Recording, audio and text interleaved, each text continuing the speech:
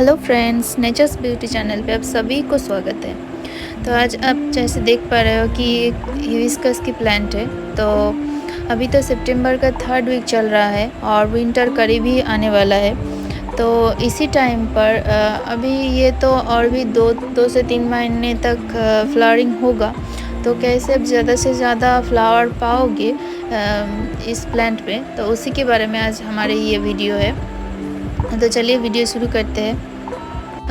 तो हम लोग क्या करते हैं कि महीने में एक बार इसको अच्छे से फर्टिलाइज़र देते हैं ताकि फ्लावरिंग ज़्यादा हो, क्योंकि ये जो हिबिस्कस का प्लांट है ये एक हेवी फीडर प्लांट है। तो अगर आप ज़्यादा से ज़्यादा फ्लावरिंग करना चाहते हो तो इसको हर महीने में फर्टिलाइज़र आपको देना पड़ेगा। और मेरे पास 2 टाइप का प्लांट है, एक है हाइब्रिड वैरायटी के और दूसरा है लोकल वैरायटी के।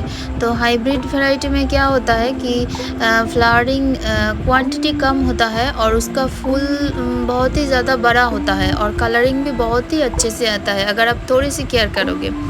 और लोकल वैरायटी में क्या होता है, फूल का क्वांटिटी बहुत ही ज़्यादा होता है और फ्लावर का साइज़ थोड़ा सा छोटा है। तो आप कोई भी वैरायटी लगा सकते हो, दोनों का ही care almost same to same है। और अगर महीने में आप इस काम को करोगे, जो हमारे गार्डन पे अभी हो रहा है, जो मैं दिखा रहा हूँ, तो आप भर भर के फूल पाओगे। अगर इस पौधे को आप मिट्टी में लगाओगे तो इतना केयर करने का ज़रूरत नहीं है, पर अगर आप पॉट पर लगाओगे तो थोड़ी सी केयर तो करना ही पड़ेगा, क्योंकि ये एक लिमिटेड स्पेस है, इसीलिए इसको मेंटेन करना भी ज़रूरी होता है।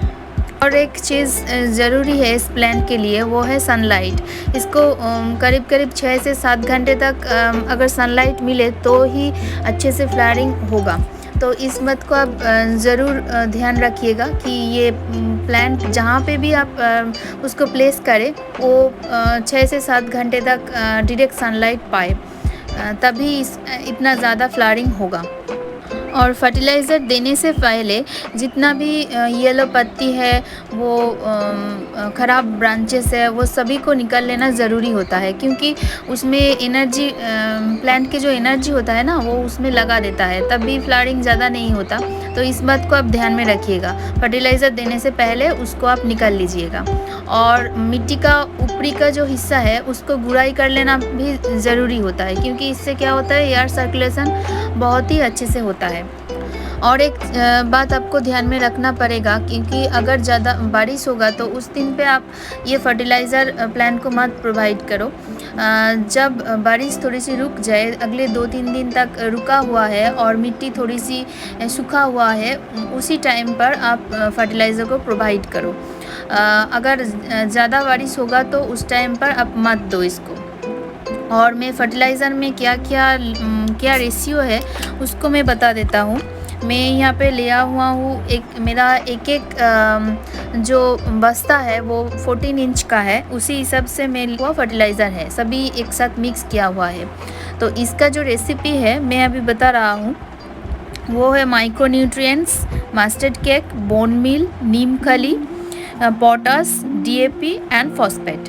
तो ये सारी चीज़ों को मैंने एक साथ मिला के लिया हुआ है। तो अभी मैं बता रहा हूँ, मैं 14 इंच के पॉट के हिसाब से बोल रहा हूँ। तो आप आपका पॉट या कम या ज़्यादा हो तो आप उसी हिसाब से इसको कम या ज़्यादा कर सकते हो। Micro nutrients 10 gram, mustard cake 10 gram, bone meal 5 gram, नीम खली 5 gram, phosphate 5 gram, potash 5 gram, DAP 8 to 10 crystals. तो ये सभी चीज़ों को आप एक साथ मिलाकर आप एक एक पॉट को प्रोवाइड करो। मैं एक एक पॉट के हिसाब से ये रेसिपी बोला आप लोगों को। मेरे 14 इंच का एक बस्ता है, तो उसी हिसाब से मैं 40 to 45 ग्राम एक प्लांट को प्रोवाइड किया हुआ हूँ। तो आप अपने पॉट के हिसाब से अपने पौधों को इस फर्टिलाइज़र प्रोवाइड करो। और ये 10 to 15 डेज़ में आपको रिज़ल्ट देखने को मिल जाएगा।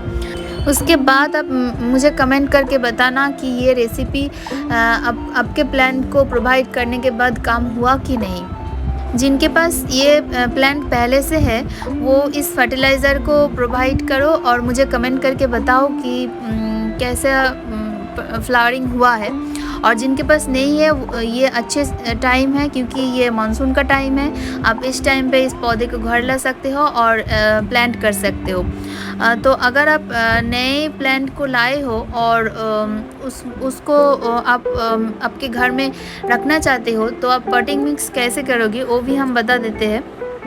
गार्डन सॉयल लो आप 60% और वर्मी कंपोस्ट या फिर कोई भी कंपोस्ट, काऊ डंग भी चलेगा, वो 20% लो। और कोकोपीट आप ले सकते हो, इसमें 10% और सैंड 10%। तो ये सभी चीज़ों को आप एक साथ मिला के उसको उस नए सी प्लांट को आप उसमें प्लांट कर सकते हो। और ड्रेनेज का थोड़ा सा ख्याल रखिएगा। अब उसमें पानी डाल के चेक कर लीजिएगा कि उसमें पानी रुका हुआ तो नहीं, क्योंकि पानी अगर उसमें रुका हुआ होगा तो प्लांट ख़राब हो जाएगा। बहुत ही ओवर वाटरिंग होने से प्लांट क्या होता है, उसका पत्ती जो है वो येलो कलर हो जाती है और ब्रांचेस जो है वो ख़राब हो जाती है। ओवर वाटरिंग होने से और एक चीज़ होता है कि वो जो नए नए बर्ड्स होते हैं ना प्लांट के, वो भी गिर जाते हैं। तो इसलिए ओवर वाटरिंग नहीं होना चाहिए। इस प्लांट मॉइस्चर पसंद करती है, आप उसको मॉइस्ट रखिए मिट्टी को, पर सॉगी मत होने देना, मतलब ज़्यादा से ज़्यादा पानी मत देना उसको। और अंडर वाटरिंग का भी ध्यान रखना। अंडर वाटरिंग होने से क्या होता है, प्लांट मुरझा जाता है, तो वो भी ना हो, इसी बात को ज़रूर ध्यान में रखना। और इस प्लांट पे ना पेस्ट और मिलीबग का अटैक हमेशा ही रहता है, तो इसीलिए आप नीम ऑयल ज़रूर रखिएगा। 1 लीटर पानी में आप 10 ml नीम ऑयल को अच्छे से मिक्स करके हफ्ते में 2 बार, सुबह के टाइम पे या फिर शाम के टाइम पे आप इस अच्छे से स्प्रे करो, इससे मिलीबग चला जाएगा। एक बात बताना मैं भूल गई कि एज अ लिक्विड फर्टिलाइज़र के तौर पर आप NPK 2020 प्रोवाइड कर सकते हो। 1 लीटर पानी में आप 5 ग्राम लेके उसको अच्छे से मिलाकर आप पूरे प्लांट को स्प्रे कर दो, और वो महीने में 2 बार करना पड़ेगा। और अगर इस वीडियो आपको अच्छा लगा हो तो प्लीज़ प्लीज़ प्लीज़ मेरे चैनल को आप सब्सक्राइब ज़रूर कीजिएगा, और लाइक शेयर तो करना ही पड़ेगा।